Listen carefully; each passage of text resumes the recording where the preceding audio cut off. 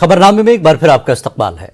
आम आदमी पार्टी ने एलजी इंतजामिया से गुजारिश की है कि वो एसआईज की भर्ती और फायर एंड इमरजेंसी डिपार्टमेंट में भर्तियों में सामने आने वाले हालिया घोटालों की मुकम्मल जांच कराए।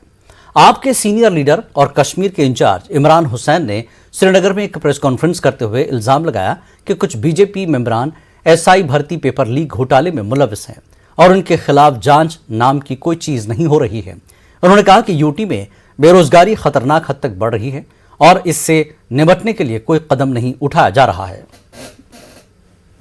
मीडिया के जरिए हम लोगों को इत्तला मिली कि उसके अंदर जो बीजेपी का डीटीसी मेंबर है, उसका बेटा, उसका भाई मुलविस पाए गए। अभी तक उनकी गिरफ्तारी नहीं हुई है जम्मू एंड कश्मीर के अंदर।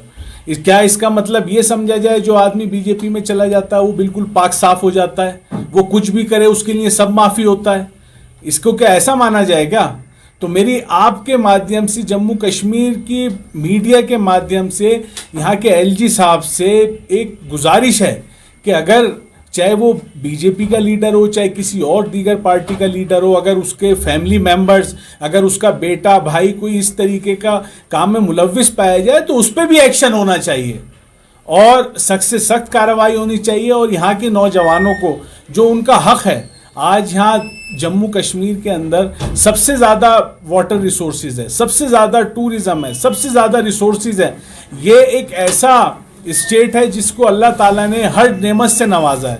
उसके बावजूद भी आज हमारे बच्चे 2013 से और आज तक आज यहाँ वैकेंसी का कोई पता नहीं है। अगर वैकेंसी निकाल भी देते हैं तो उसे कैंसिल कर देते हैं। आम आदमी पार्टी की जम्मू यूनिट ने आज जम्मू में यूटी में बढ़ती महंगाई और बेरोजगारी के खिलाफ एक एहतजाजी रैली निकाली। मुजाहिरीन ने इल्जाम लगाया कि मरकजी हुकूमत की तरफ से हाल ही में ऐलान करदा जीएसटी के नतीजे में अशिया ज़रूरिया की कीमतों में इजाफा हुआ है, जिसका नतीजा आम लोग भुगत रहे हैं।